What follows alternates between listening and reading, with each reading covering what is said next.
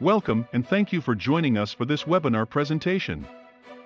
We are the Homeland Defense and Security Information Analysis Center, or HDIAC, one of 3 IAC domains in the DoD Information Analysis Centers operating under the Defense Technical Information Center, DTIC, within the Office of the Undersecretary of Defense for Research and Engineering. Our informative webinar series highlights current and emerging research and technology developments. It presents an opportunity for accelerating the DoD's leverage of these advancements by increasing awareness and fostering technical collaboration. HDIAC serves as one of the premier information research partners and curators of technology advancements and trends for the Homeland Defense and Security community. As such, our organization supports those working in the Homeland Defense and Security domain of DoD research and engineering. We do so by helping navigate the vast landscape of scientific and technical information, allowing our customers to get a head start on their technical projects. With an understanding of the Homeland Defense and Security DoD research and engineering landscape, we provide research and analysis services. We help unlock access to information, knowledge, and best practices from government, industry, and academia to stimulate innovation, foster collaboration, and eliminate redundancy. We hope you enjoy this webinar presentation and that it serves as a catalyst for community collaboration and improved DoD Homeland Defense and Security research. I am going to go ahead and bring up the slide presentation.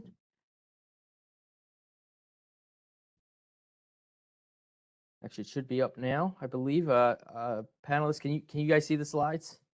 Okay, great. So I'd like to introduce our panelists today. With us today, we have Dr. Sam Brower and Dr. Charles Brumlick. They're both from NanoBiz LLC, and they actually put me in touch with Dr. Bin Chen from Northwestern University, who's going to be providing today's webinar on the material science that breaks the efficiency, lightweight, and reliability trade, efficient multi-junction solar cells on flexible substrates. So with that, I believe I'm passing it over to Dr. Brumlick first. So let me go ahead and pass the presentation over. And Dr. Brumlick, it is all yours. Please take it away.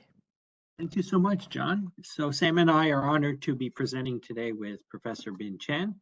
On our part, we and our teams focus on advanced materials and their commercial applications, and especially looking at new markets for technology or new technology to fit market needs. So I will present on some of the potential defense applications, and Sam will present on some of the some case studies and comparison of different thin film solar today, and then Bin will present the majority of the presentation about the specifics of his high efficiency solar cells. So we always start with the end, right? So in this case, we're looking at potential user requirements, and you will, of course, have more specific and better applications. So the purpose here is to plant some seeds based on the fits where we believe this can be of great help in a lot of applications. So what is the importance of efficiency? Pictured here is an example of a previous flexible solar panel. It's very small, it doesn't provide a lot of power. It's not enough for most applications. Today we'll be talking about much larger, flexible, lightweight solar cells and the applications that they will enable. So the most important here is efficiency. And when we're talking about thin film solar on a flexible substrate, these should have a low weight, and you should be able to roll them up like a carpet and unroll them like a carpet runner. And so you can have a very high energy density for the solar cell. Also, this type of solar we'll discuss today has a larger operating parameters than typical. So we can operate at much lower temperatures or much higher temperatures. You can easily stow this, so either you can have flat panels that are much thinner, so you can stack many more in the same package, or you can roll it up as we discussed, put in a tube, airdrop it, carrying it by an individual soldier, roll it out when you need it, roll it up, put it back in the tube, and carry it to the next location.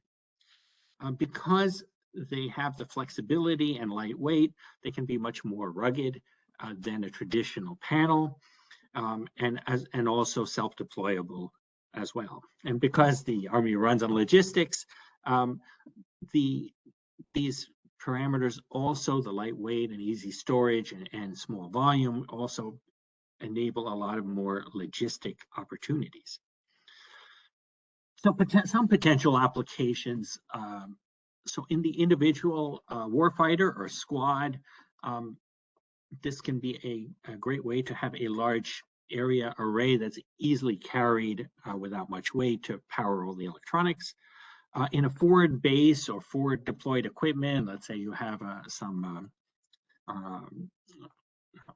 truck or motorized or towed equipment that you have, let's say, at a high altitude, these are easily deployed at location or around a base, and should be pretty resistant to small damage to areas of those solar cells. In smart battlefield, smaller versions can be used in IoT, in local communications or location arrays. In aircraft, such as long duration UAVs, because they are conformable, let's say on a wing surface, you can also have a much larger surface area, and together with a high efficiency and low weight can help extend the range of the aircraft. In marine applications, because most horizontal surfaces are typically used, you can apply this as a conformal layer on the sides of ships or sides of walls. And you can also deploy it in a floating array for persistent sensors as well. So now let me transfer the presentation to my partner Sam to look at some specific case studies and compare some of the different thin film solar.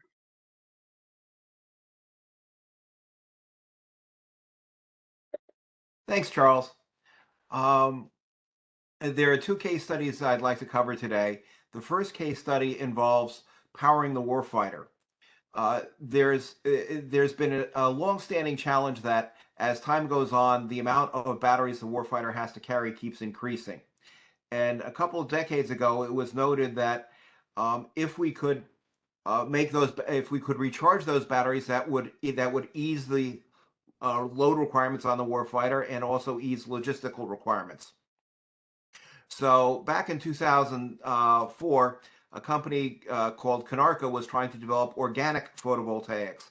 And they were starting with an efficiency of around 6%, and they predicted that within a few years they'd be able to get to 20%. Well, the few years has turned into closer to a decade and a half, or 2 decades. But at this point, we are finally at we finally have organic photovoltaics that are around 20% efficiency. The second case study that I'd like to discuss involves long-duration aircraft. This application enables me to marry a long-standing interest of mine, as I've been a model builder since I was a kid, along with my professional interest in photovoltaics. A couple decades ago, another bunch of model builders at Aero Environment built an aircraft called Helios, which was really the first long-duration solar-powered aircraft. There is an acronym to describe these aircraft, which is called, they're often referred to as HAPS now, which stands for High Altitude Pseudo Satellites. The advantage of these aircraft is that a geostationary satellite has to be in an orbit of around 40,000 kilometers, whereas these aircraft can essentially stay over the same geographical point at a height of around 20 to 25 kilometers. The current record for duration is around 2 months, held by an aircraft called Zephyr, built by Airbus. Specs on the aircraft are: it has a wingspan of about 25 meters, weighs about 60 kilos, and has a useful load of about 5 kilos. What this means is really this is a very large and delicate aircraft. So handling remains a challenge. We think what we're showing here is a photo of a small model with a CIGS cell, which has the potential for battlefield recon, which would be much easier to field deploy than the HAPS aircraft.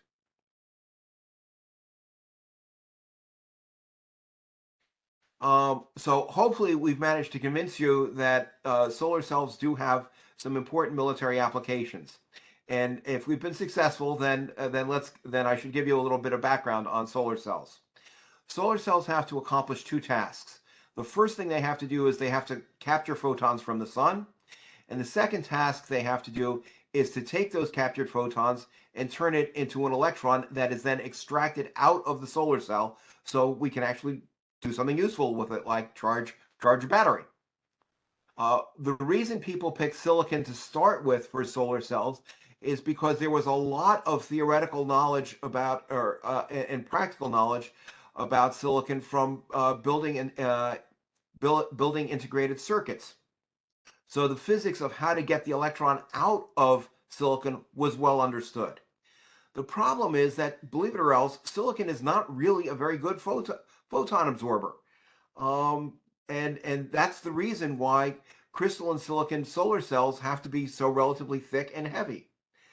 The other challenge is that when a photon strikes a silicon cell, if it's not close to 90 degrees, it tends to ricochet back out. So that's why during this talk we want to look at some thin film technologies, all of which are better photon absorbers than silicon.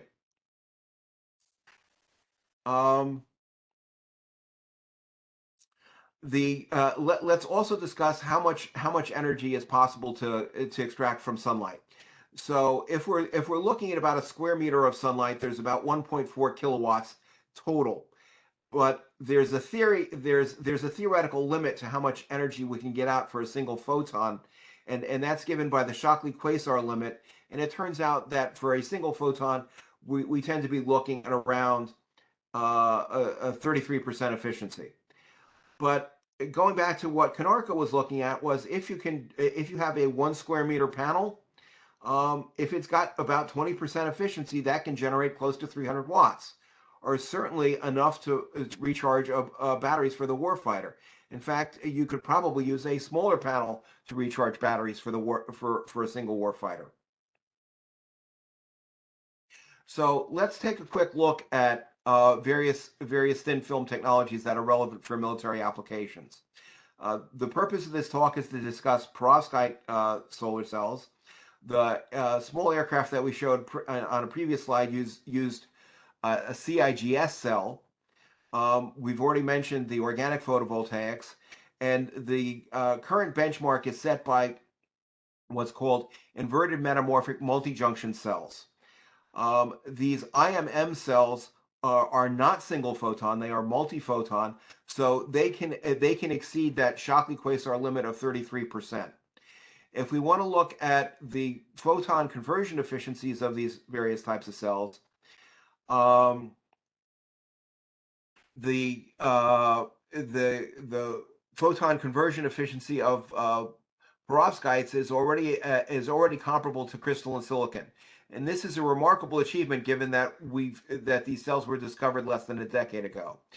CIGS has been making slow and steady progress upward, whereas the organic photovoltaics, as I mentioned, are finally getting at the efficiency that Konarka was hoping to achieve a couple decades ago.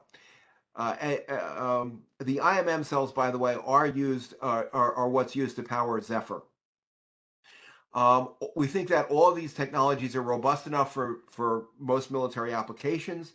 The downside of perovskite solar cells in comparison with the other technologies is that they don't have sufficient longevity for commercial applications.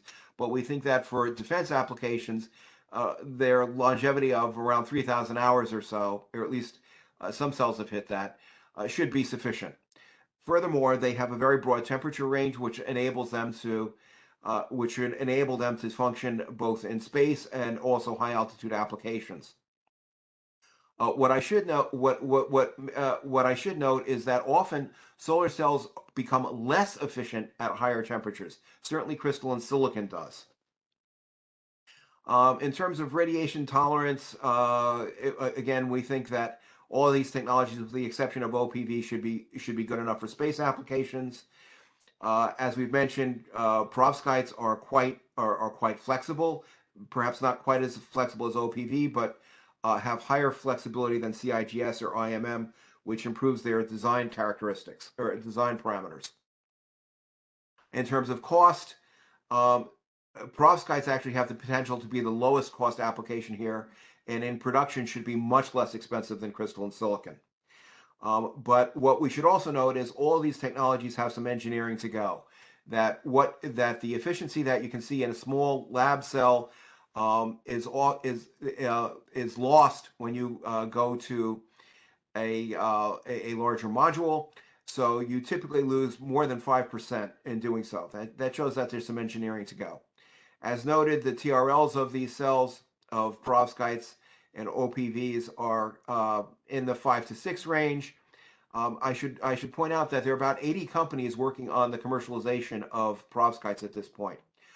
One of the long-term advantages of perovskites, however, is that they do not contain any critical materials, but they do contain lead. Given that these are thin film cells, there's not a lot of lead here, but that will be an environmental concern moving forward. Now at this point, I'd like to turn the issue around. That we've been looking at, are perovskites a good match for the military?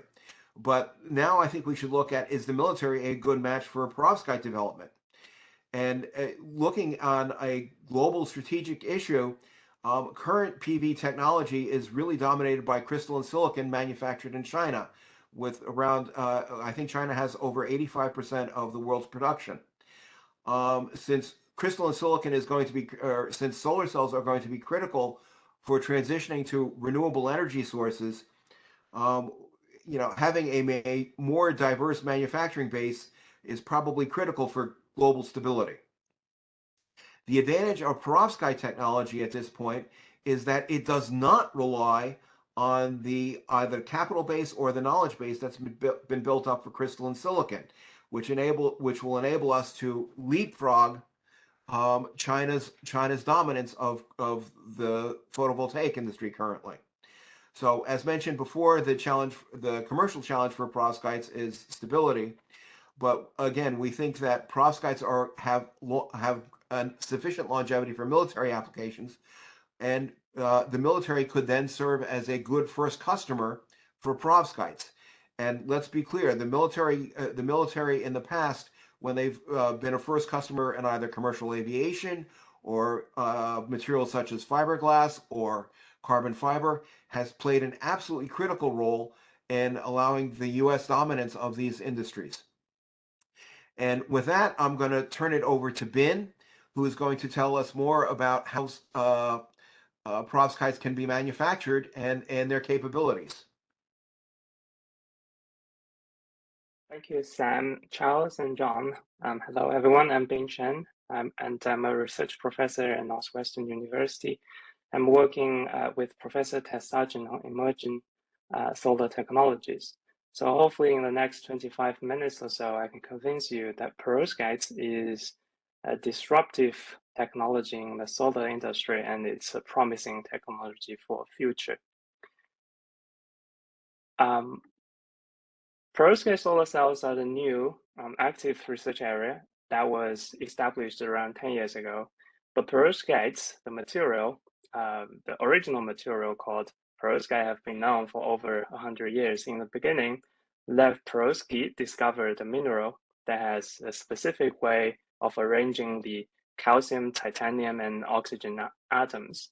And the calcium titanate was named perovskite to honor his role in discovering the mineral.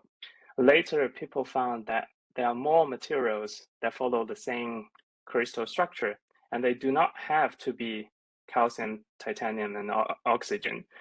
Then people started to use generic A site and B site and X site to refer whatever atoms that sits at the calcium's position, titanium's position, and oxygen's position.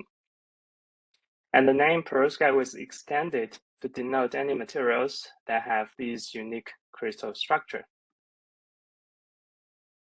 So in 2019, it was found that a kind of perovskite called metal halide perovskites, because they are halogen atoms rather than the oxygen at the X site, these halide perovskites are really good materials to be used in solar cells. Unlike most perovskites, which are inorganic materials, these metal halide perovskites have an organic compound belonging to the organic-inorganic hybrid materials. So for example, we see the A site cations are now organic molecules such as methylammonium or formamidinium. The metal halide perovskites, they are really good for solar cells because they combine the advantages of inorganic and organic semiconductors. I will discuss more about these in later slides, but briefly, the inorganic part gives them the properties that are suitable for light absorption and carrier generation and extraction. And the organic part gives them the ease of manufacturing. So among these properties, the bandgap tunability will be highlighted. Different semiconductors absorb different colors of light, and perovskites absorb the full range of visible light. The importance of this point will be apparent when tandem solar cells are discussed in later slides. It is mentioned above that it's very easy to fabricate perovskites. This is because unlike typical semiconductors such as silicon, it is not necessary to grow wafers and purify them in a furnace at a high temperature of 100 Celsius degree. Instead, ingredients, precursors are put into an organic solvent to prepare the solutions or inks of perovskites, and with little to no heating required, high quality perovskite crystals can be grown. So what is shown here is an image of the high quality perovskite single crystals grown from the solution without any heat treatment. What drives the crystal growth is the difference in the solubility between the perovskites in the solvent in the middle and the solvent anti-solvent on the side, denoted in the blue color. So the perovskite dissolved very well in the middle solvent, denoted in the yellow color. It is, and we place the anti-solvent that does not dissolve perovskite well on the side. As time goes by, the anti-solvent will diffuse and mix into the yellow solvent that dissolves the perovskite and reduce the solubility of the perovskite in the mixed solvent. As a result, the perovskite precipitates in a high quality single crystal form. And the single crystals are good, but they are bulky, and so making solar cells and other electronic devices thin films rather than single crystals are often preferred. For perovskites, it is also very easy to get thin film using all kinds of manufacturing methods. What we do is to dissolve perovskite precursors in the solvent. Once the perovskite inks are obtained, we then coat the ink onto substrates that we want, and then using any kinds of, and we do that by using any kinds of methods necessary. Then after a very quick drying process by either low temperature annealing or vacuum quenching, we can get the perovskite thin films.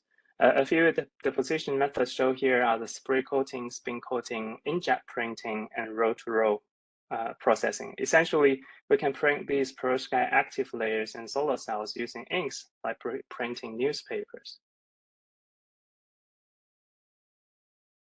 So perovskite grown by solution have incredibly high quality. For example, gallium arsenide are the best semiconductor human ever had by using a very expensive fabrication method called molecular bin epitaxy.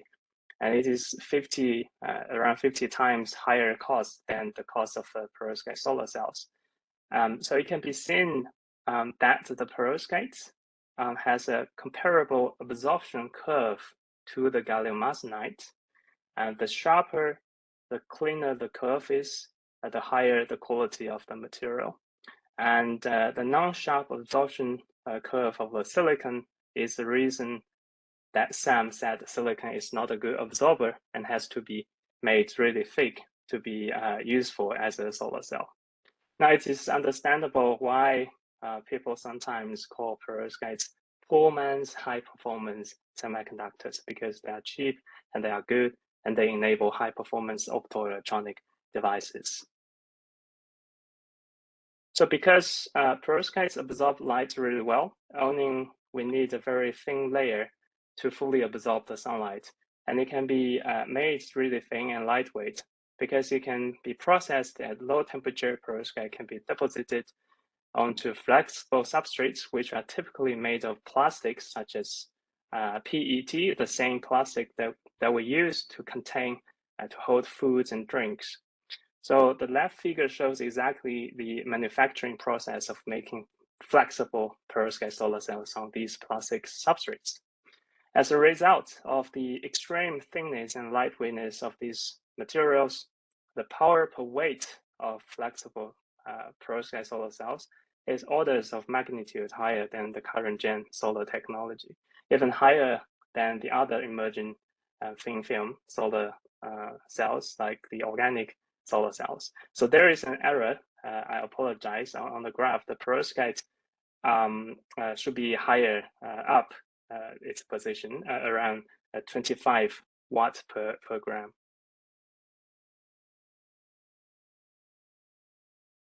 So there has been a fast development in the power conversion efficiency of perovskite solar cells in the past 10 years. And it is almost at the same level of conventional technology. As much as it's hoped to see perovskite single junction device to keep going at the same progressive rate, it cannot. A slowdown has already started to be seen with the future increasement of perovskite single junction. And perovskite is limited by the same law of physics that prevents a single layer of silicon or gallium arsenide to break the 30% power conversion efficiency limit.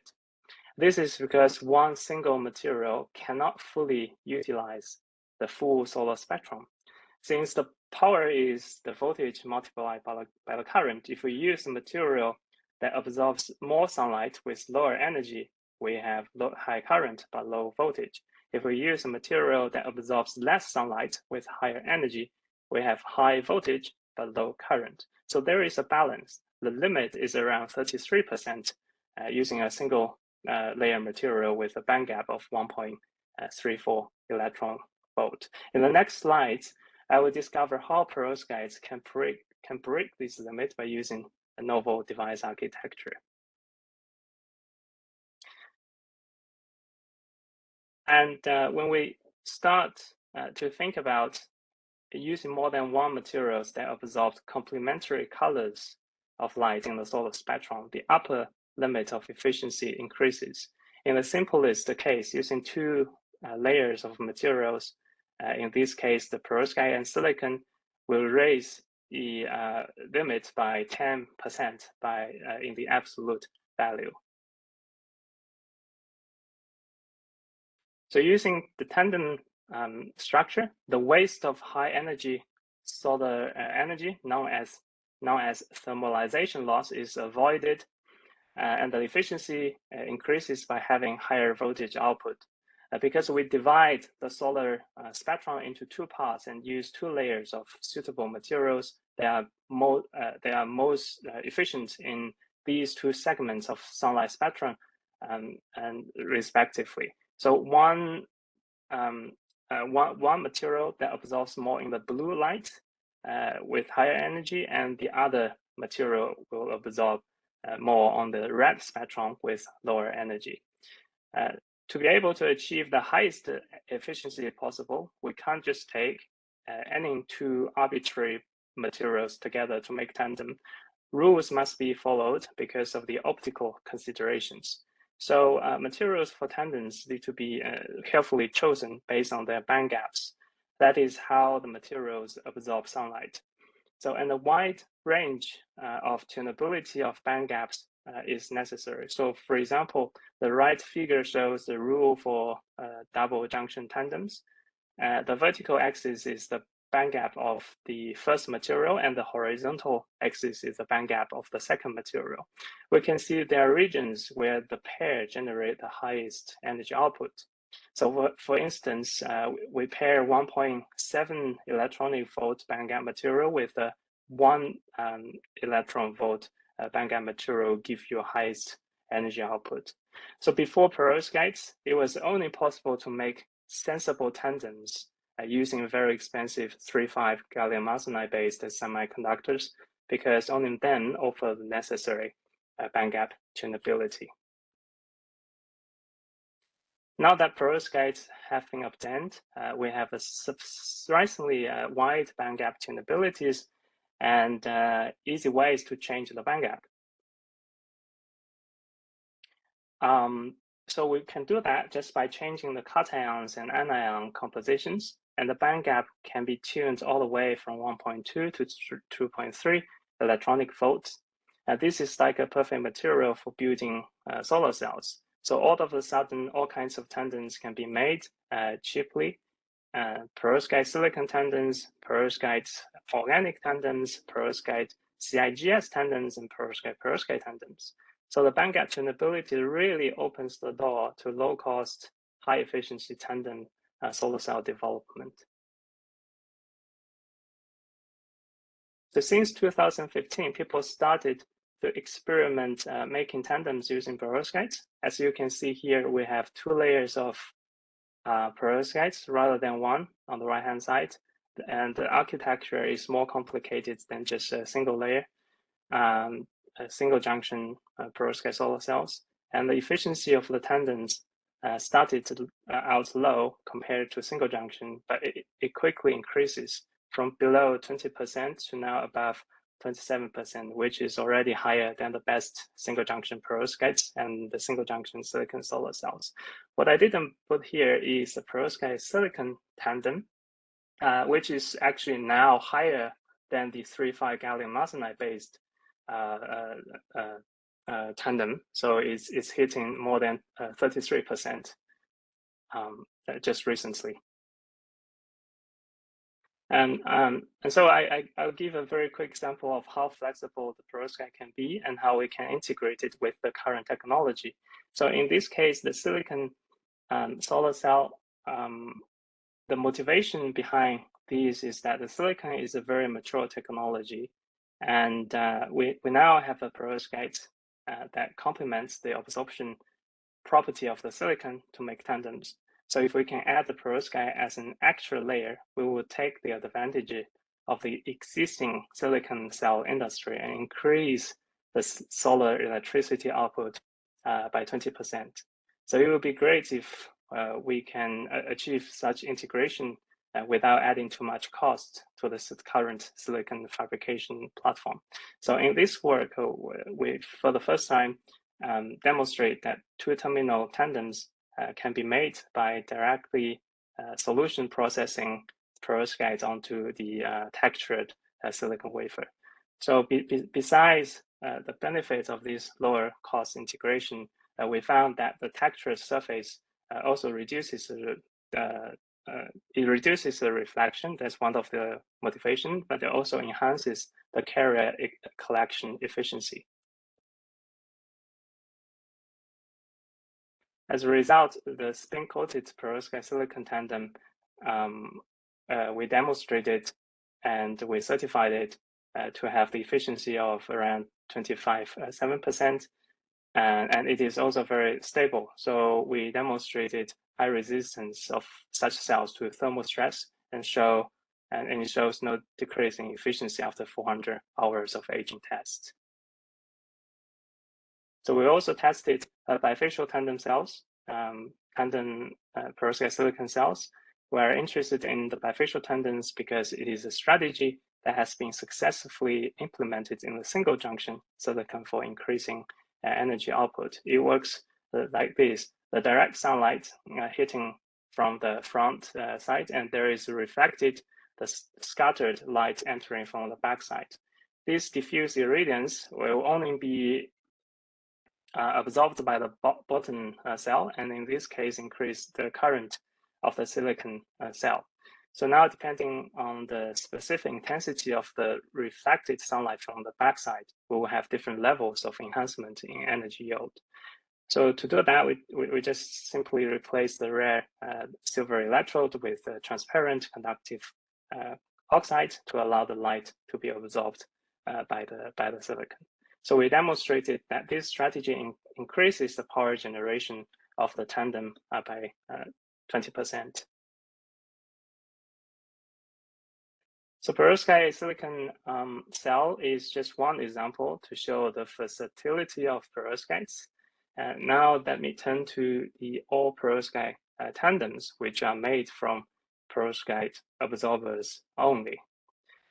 So we want it because if we want the higher energy output of the tandem and the lightweightness and flexibility of perovskites, we have to make all perovskite tandems together solar cells with the highest specific weight, which I will show later to have more than 50 watts per gram.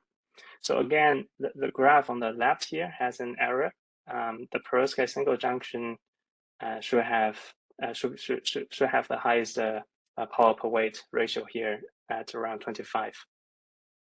So in the past 5 years, we have been working on this topic with different groups around the world, and I will show you some of our results.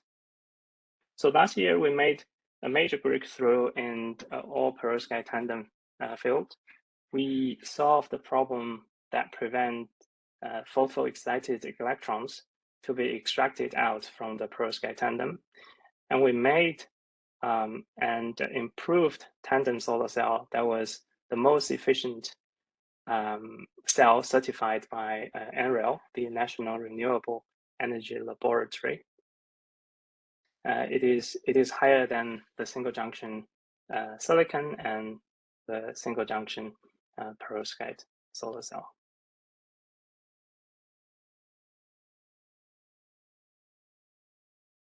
Now you might wonder, can we go beyond tandem and use more than 2 layers of materials to increase efficiency further?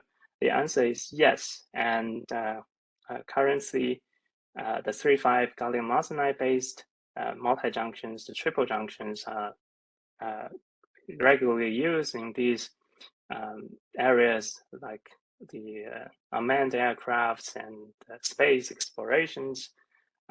So here, what we want to achieve is to achieve the same levels of performance, but at much lower cost. So here is a simulation that suggests the ideal triple junction cell with 3 layers of different bandgap absorbers will have an absolute PCE limit of around 50%. Motivated by this, earlier this year, we published a paper on using perovskites to make triple junctions, and it is made only by perovskites as active layer. It is the first device of this kind that reached more than 23% power conversion efficiency that is certified by NREL. So though it is currently lower than the single junction and double junction tandems, we expect the triple junction perovskite cells to develop quickly, just as the fast growth history of the perovskite tandems in the past few years. So what is the future for perovskite solar cell? Department of Energy gave an overview, and I will briefly touch the efficiency, stability, and the manufacturing aspect. So I mentioned that we expect tandems and triple junctions to grow further, and we expect them to reach close to 40% efficiency, and further research is needed to unlock this development. A quick calculation will tell us that a 35 tandem perovskite tandem will translate to 58 watts per gram power per weight ratio, which is orders of magnitude higher than what we currently have. So for stability, we need to really find a way to test these emerging technologies faster because perovskite has reaching more than 1,000, 2,000 hours of operation. So we cannot test these cells, hundreds of the cells. We cannot test too many cells at a short period of time. So we have to develop accelerated aging testing to evaluate the long-term stabilities of these perovskite cells. So in the figure, we see that both efficiency and stability improved steadily over the past few years. And the last piece of the puzzle is the manufacturing. So this is one key issue for the practical use of perovskite, which is to develop large area module. So we see that the most efficient cells are at the lab scale, which is smaller than your fingernail. And the module with size above 100 centimeters square have lower power conversion efficiency, which is below 20%. So more work is needed to be done to reduce the cell to module loss. So I'll highlight a few topics for perovskite multi-junction development. So we have to develop efficient and stable materials. We have to develop protocols for accelerated lifetime testing. We need proper encapsulation technologies to prevent perovskite degrade from the long-term environmental attacks. And we have to develop a large-scale module size fabrication of these multi-junctions. So with that, I will conclude the talk today. Thank you. That was great, Dr. Chen. Thank you so much, and Drs. Brower and Brumlick as well. Thank you. I don't see any questions in the Q&A, though there was a couple in the chat. So let me scroll up to the first one, which another attendee had helped answer, but just to get your perspective on it, from Jim Miska, he asked, can you layer materials that absorb different wavelengths to get a quote portfolio that provides better efficiency? Yes, that's exactly the idea of making multi-junction solar cells. When you pair two layers together, then you make tandems, double junction, and you pair three layers, you make triple junction. And if you pair more, then you get increased efficiency, but at some level, you get diminished return. You increase the cost, increase the complexity, but you do not get much solar energy out of it. So currently, I think people regularly doing triple junction solar cells based on the gallium arsenide, and we're trying to develop a technology based on perovskite. Okay, great. And then another attendee, Gabriel Mikas, put in a comment, but it might be worth expanding on if you have any commentary, Dr. Chen, is I wonder if it can withstand the temperature operation near the microwave band. Excuse me. Microwave band. Perhaps that new flexible band gaps material also be favorable to optimize for space remote energy with faster rate of energy transmission in a smaller area into controlled areas of charging from space. That would be ideal for warfighters as well. I didn't know if you had any thoughts on that comment, or. Yeah, so perovskite, interestingly, because it contains lead, so it is a very good material to withstand the like these proton radiations and other cosmic radiations in the space. And people have started to send these solar cells using through SpaceX to the outer space, and then they found out the perovskite is really good for those space applications. But obviously more work need needs to be done to prove its potential. And speaking of these microwave temperature, high temperature operation, I suppose you're asking about the thermal stability of these cells. And the perovskite itself depends on the composition. Some of them can be very stable, all the way to 200 Celsius degree.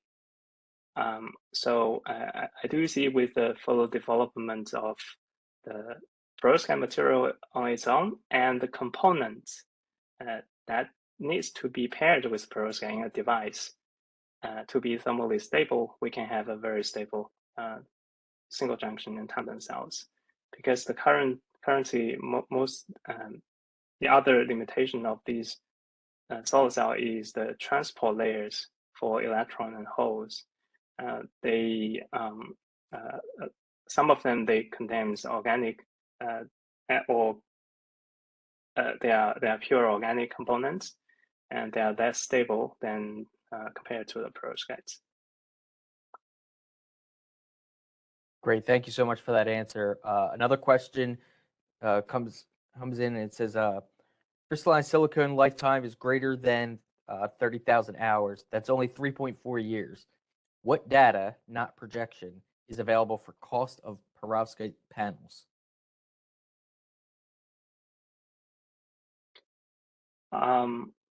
Yeah, so because perovskite exists just a little bit over than 10 years, so we don't, and that was just beginning 10 years ago, we have efficiency of below 10%, and just recently we have efficiency comparable to silicon. So I don't think we have the real data to show the long-term stability of the perovskites at high efficiency. We have, in the past, people have done 1 year stability of the perovskites, and that is at a efficiency level of maybe 15%. So we certainly need more of that data to support our arguments on the lower cost. And currently in literature, people mostly does the estimation based on the projection.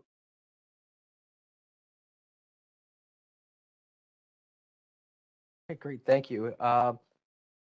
Another attendee asks, slide 8 shows PSC longevity approximately 3,000 hours. So what are you attributing short life? Chemical breakdown, crystal breakdown, oxidation of layers, as examples? Yeah, this is a good question. And this is a very hot research area currently in the community, because we want perovskite to last longer. And the reliability and stability research concerns not just the perovskite itself, but also the components that you need to put together with the perovskite to make the device. So the perovskite itself can decompose in more in a highly humid environment. Water will degrade the perovskites, and the whole transport layer, electron transport layer that I mentioned before, they will break down. Some of the materials will break down at a higher temperature, like 100 Celsius degree.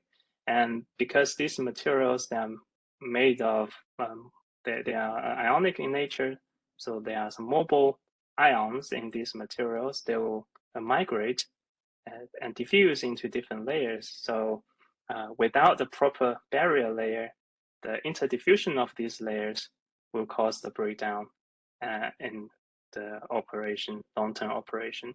So currently the community is actively researching ways to block these degradation mechanisms. Great, thank you. Another two-part question came in asking, were the life quoted mean time between failures, and also what's PSC primary failure mode?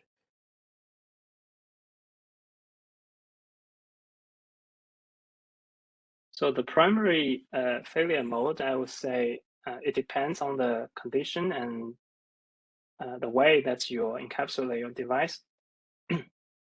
If the device is not properly encapsulated, you put it out in the air and there is moisture, that humid environment, then the perovskite itself will decompose.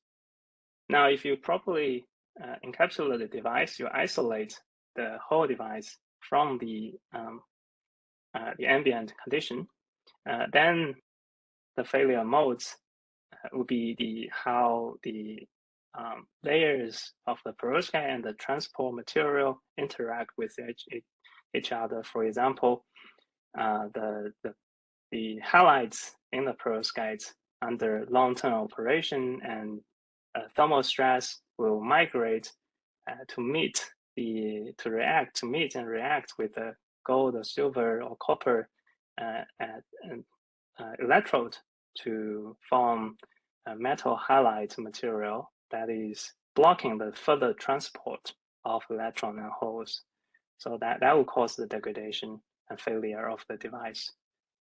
So that's why we are developing the barrier technology to block such ionic movements.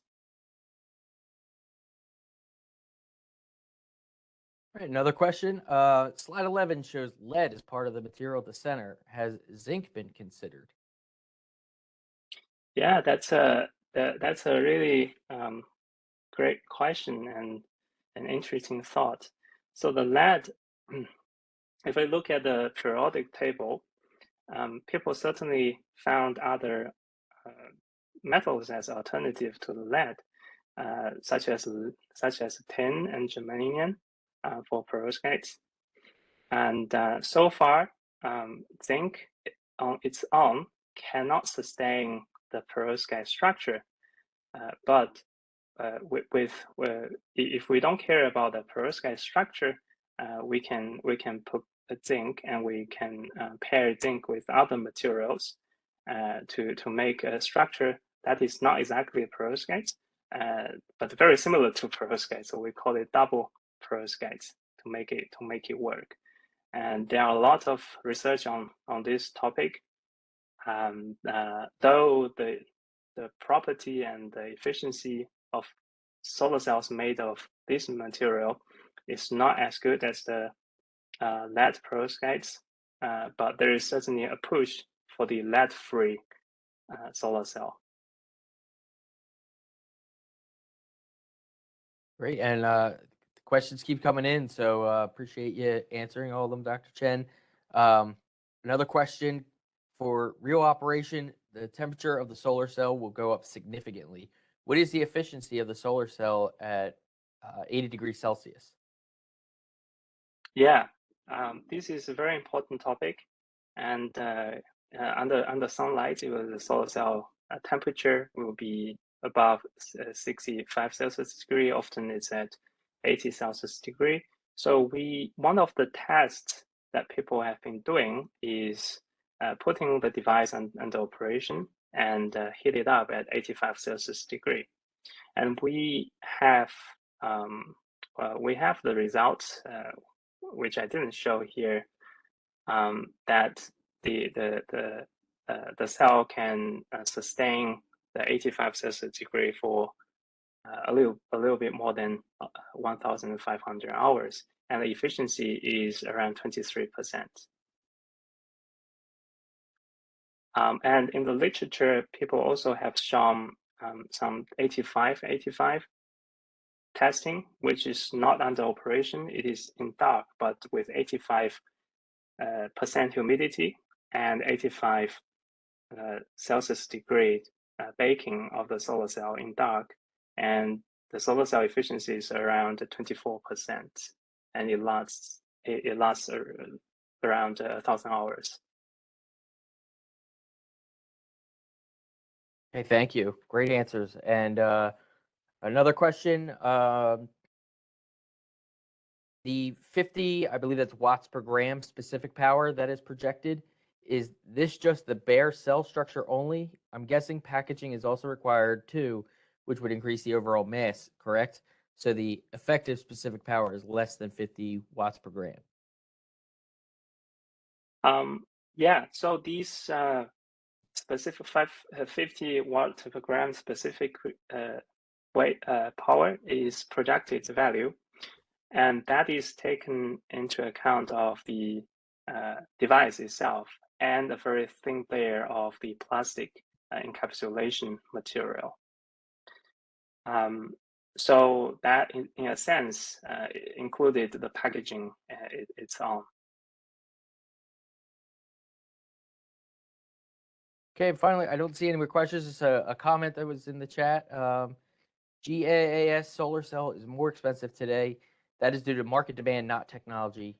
GAAS technology is in high volume in commercial products such as laser diodes, HBT, and cell phones, LED. It can be made at high volume at a much lower cost. This is something that people need to understand.